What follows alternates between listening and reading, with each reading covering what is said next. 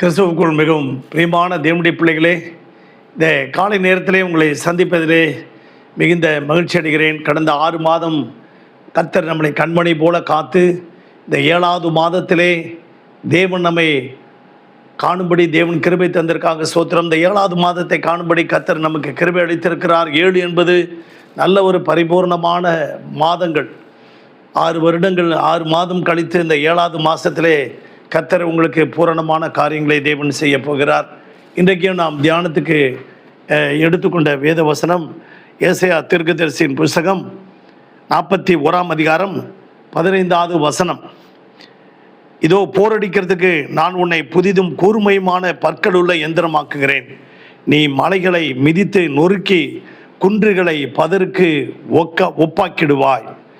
மலை போன்ற பிரச்சனைகளெல்லாம் இன்றைக்கு நிர்மூலமாக்கி அவைகளை நொறுக்கி மலைகளை நொறுக்கி குன்றுகளை தகர்த்து அவைகளெல்லாம் பதருக்கு ஒப்பாக்கிடுவாய் என்று ஆண்டவர் சொல்லுகிறார். அப்படியாக தேவனுடைய பிள்ளைகளே, 2 நண்பர்கள் காட்டுக்குள்ளே போகிறார்கள், மரத்தை வெட்டுகிறார்கள். ஒரு சகோதரன், ஒரு நண்பன் என்ன செய்கிறான், மரத்தை 50 மரம் வெட்டி கொண்டு வந்து அடுக்கியிருக்கிறான். இன்னொரு சகோதரன் 20 மரம் தான் வெட்டுகிறான். அப்பொழுது அந்த நபரை கேட்குறான், என்னப்பா, எப்படி நீ 50 மரம் வெட்டின, சொல்லுப்பா, அவனுடைய ரகசியத்தை சொல்லுப்பா அப்படிங்கிறார்.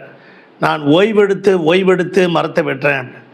சரி அப்படின்னு இவரும் நாளைக்கு மறுநாள் ஓய்வெடுத்து மரத்தை வெட்டுறாரு. அப்பவும் 20 மரம் தான் வெட்டுறாரு. அவர் ஓய்வெடுத்து 50 மரம் வெட்டுறாரு. அவர் மறுபடியும் கேட்குறாரு, எப்படி நானும் ஓய்வெடுத்து வெட்டுறேன்ப்பா, வெட்ட முடியலையாப்பாங்கிறார். அவர் சொல்கிறாரு, நான் ஓய்வு எடுக்கும்போது என்னுடைய கோடாரியை நான் பட்டத்திட்டிக்கிட்டே இருப்பேன். நான் அடுத்த லெவலுக்கு போகும்போது அடுத்த வேலையை செய்வதற்கு என்னுடைய ஆயுதத்தை நான் கூர்மையாக்கி கொள்கிறேன் என்று சொல்லுகிறான். ஆம் பிரியமான தேவனுடைய பிள்ளைகளே, எந்த ஒரு மனிதன் தன்னுடைய வாழ்க்கையிலே காலத்தை வீணாக்காமல், நேரத்தை வீணாக்காமல் பிரயோஜனப்படுத்தி தன்னுடைய ஆயுதத்தை கூர்மையாக்கி கொள்கிறானோ அவன் வெற்றியை நோக்கி, லக்கை நோக்கி அவன் தேவன் கொடுத்த காரியத்தை அவன் செய்து முடிப்பான். அன்பு தேவனுடைய பிள்ளைகளே, ஒரு கோடாரி, ஒரு ஈட்டி கூர்மையாக்கப்பட வேண்டும் என்றால் நெருப்புக்குள்ளே போக வேண்டும். நெருப்புக்குள்ளே போயிட்டு வரும்போது அந்த நெருப்பினுடைய தன்மையை வாங்கிக்கிட்டு வருது. அதன் பிறகு சம்பட்டி எடுத்து அடிக்கும்போது அந்த கோடாரி, அந்த ஈட்டி, அந்த அரிவாள், அந்த அம்பு எல்லாம் கூர்மையாக்குறது. அக்கினியின் தேவனுக்குள்ளே நாம் உள்ளே போயிட்டு வரும்போது, அவருடைய பிரசன்னத்துக்குள்ளே போய் வரும்போது, அவருடைய மகிமைக்குள்ளே போய் வரும்போது நீங்களும் நானும் அந்த அக்கினியின் தேவனைப் போலவே மாறுகிறோம். அப்படியாக யாக்கோபை தேவன் புதிதும் கூர்மை உள்ள பற்கள் உள்ள எந்திரமாக ஆக்குகிறார்.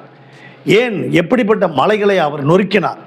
அருமையான தேவனுடைய பிள்ளைகளே, இந்த யாக்கோபுக்கு விரோதமாக அவன் பிழையாம் வந்தபோது, அந்த மந்திரவாதி வந்தபோது, பெரிய பர்வதமே எம்மாத்திரம், இந்த செருபாபேலுக்கு முன்னால் சமபூமியாக ஆனாய் சொன்னது போல இந்த யாக்கோபுக்கு முன்னால் வந்து நிற்கிறிய நீ யாரு, நான் யாரு, நான் சர்வ வல்லமையுள்ள தேவனுடைய பிள்ளை. நான் அங்கே என்னாகமத்தில் ஆண்டவர் சொல்லியிருக்கிறார். 25ஆம் அதிகாரத்தில் அவர் சொல்கிறார், 23ஆம் அதிகாரத்தில் அவர் சொல்கிறாரு, யாக்கோபுக்கு விரோதமாக குறி சொல்லுதலும் இல்லை, இஸ்ரவேலுக்கு விரோதமாக மந்திரமும் இல்லை. யாக்கோபு 23 அது மாத்திரம் சொல்றார். யாக்கோபு 24ஆம் அதிகாரத்தில் அவர் சொல்றார், அவரை காண்பேன் இப்பொழுது அல்ல, அவரை தரிசிப்பேன் சமீபமா அல்ல.